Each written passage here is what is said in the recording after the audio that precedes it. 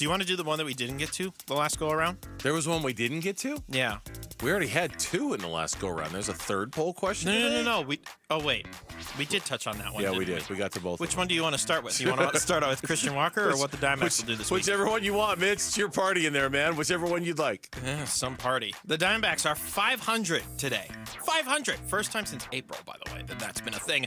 7 games left. 4 against the Braves, 3 against the Blue Jays left before the break.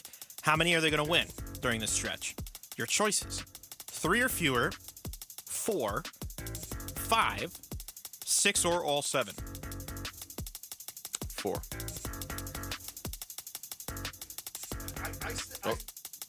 I said 3, and I'm going to stick with my prediction 3, and that puts them 7 and 6 over the last 13 games. I think that'd be pretty good. Okay.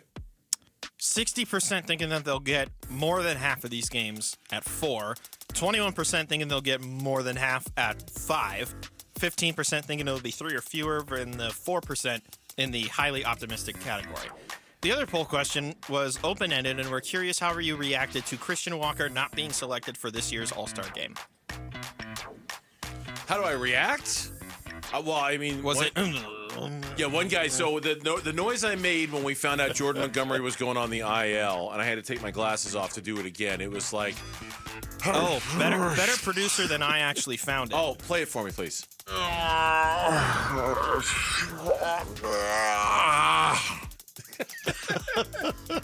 5.2 seconds. That's the noise I made.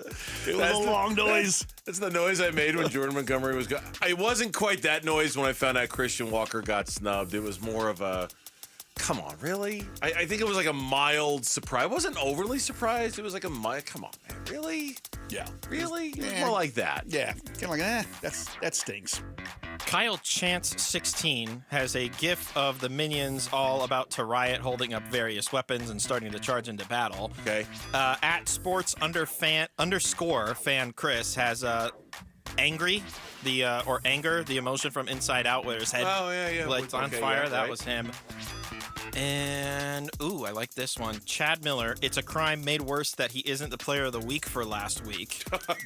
I know. You know, it's funny. I just saw that, and I was Brenton Doyle got it, I think, as the player of the week. Yeah. And I'm not paying that much. I don't know what kind of a week he had, so I'm now looking to see. He plays for the Rockies. Not many people are aware of the week that he had either. So. Brenton Doyle, right? Yes. That we're talking about? Okay, he had 3 home runs. He had 5, 7, 9 RBI. He had a week that Christian Walker was just as good at as well. It's something against. It's a Christian Walker. There's something against him. There's some conspiracy against him. I mean, these are fine. These are fine numbers, but Christian Walker didn't win Player of the Week in the National League. He had 5 home runs in 3 games against the Dodgers. Maybe he dated the commissioner's daughter in high school or something. I don't know what happened. That'd be a story right there. All right, Mitch, that's the poll question. Those are the poll questions. You can find them on the Burns and Gambo Twitter page. At Burns and Gambo, one word is where it's at. Does Eugenio Suárez no longer have to look over his shoulder for being designated for assignment by the Diamondbacks? Is he in the clear now that he's started to play better baseball over the last? You can look at his July numbers. They're really good. You can look at his numbers over the last 11 games or so. They're certainly much, much better. Scott, there's an argument to be made that Eugenio Suárez's numbers always get a little bit better in the second half of the season, July and August and September. Is that what this is? And do you think Suárez doesn't have anything to worry about anymore? I think he's got probably another 7 games where he's got to prove that he's not an easy out. Like, the defense is great, and he made some really good plays in the last 6 games at third base, but he's got to prove that he's just not a strikeout waiting to happen. Drawing walks, getting on base, having a little pop in his bat certainly will help. He's not in the clear. I don't think he's in the clear. And I think, even best case scenario is that he still keeps playing well, the Diamondbacks keep playing well, they're buyers, and I still think Mike Hazen needs to go out and get another third baseman. I think he needs to go out and get somebody that can platoon at the position with a Eugenio Suárez, so they at least have another option and another body to go to, and that's easier said than done. I know those guys aren't growing on trees. Don't give me a player's name, right? Don't give me a player's name, but what does those numbers look like as far as HR's batting average? For the player that they would add? For player X, yes. What do those numbers look like? Somebody who's going to hit 260 to 270, who over the last 2 months of the season's going to give you 10 home runs, 12 homers, something along 30, 40 RBI. So somebody who you can kind of count on for a little bit of production there. Now, maybe there's a world in which Suárez plays so well up until the trade deadline that Mike Hazen says, you know what, second thought, screw it. I don't need a third baseman. The one I've got is coming through the way we had planned all along. I don't. Because that's generally what he does, right? He hits about 20 homers a year, something like that, 20, 25? Typically, yeah. So if he's... I just think if they were going to stick with Suárez when he was so clearly a candidate to get cut, right? Like he was...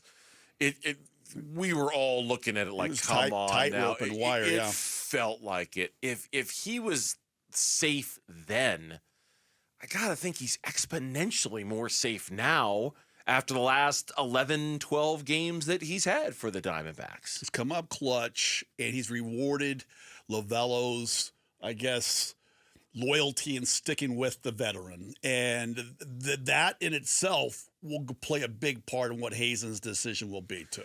Yeah, I tend to think so. I tend to think so as well. The numbers are good. They're really good. And you made a really good point, I thought, earlier in the show when we were talking about Suárez. Just in July, he's hitting .421 with a slugging percentage of .737. Now, that's a really, really small sample size, obviously. But this is also a small sample size. If you look back at like the last 11 games, dating back to June 25th, Eugenio Suárez is batting .343 with a .452 on base percentage and a .571 slug. He's getting walks. He's getting on base. He's hitting the ball for power, and that's the key with Suárez. You can take the batting average and almost throw it out the window. The on base percentage is great, but it's not the key number. I'm looking for that slug. I'm looking for that extra base. That's what we were promised with Suárez with his acquisition. We were told, yes, he's going to strike out a lot. Yes, there's a lot of swing and miss in there, and the batting average might not be that great, but there's pop. There's power. And as long as he's given me that and really good defense over at the hot corner, I can live with the other stuff. I can live with a .220 batting average. I can live with a bunch of strikeouts, but he's got to give me the slug. And as long as that's happening, I think he stays, and there's nothing to even talk about much. We are in firm agreement with everything that you just said, because that's my biggest thing. Like if you're just striking out with runners in scoring position with one out, you can't drive the ball to the outfield to allow a guy to score from third. Those kind of things are deflating to the team, and I think that is bad mojo around the clubhouse. Yep. So if you can hold your own and still, even though, like you say, you're maybe not getting hits, but you're still helping the club, and at the dish, not on the field, but at the dish, you're still helping the club. That becomes infectious, and I think because he did that in conjunction with what Peterson did and what Walker did, and even Corbin Carroll had some pop in his bat, it seemed like in certain games. Now all of a sudden the team had a chance to win 6 games. Mm-hmm. They were right there. And that's a good vibe for the whole ball club. Thanks for watching Burns and Gambo. Click to see more from the guys and hit the button in the middle to subscribe so you never miss a video from Arizona sports.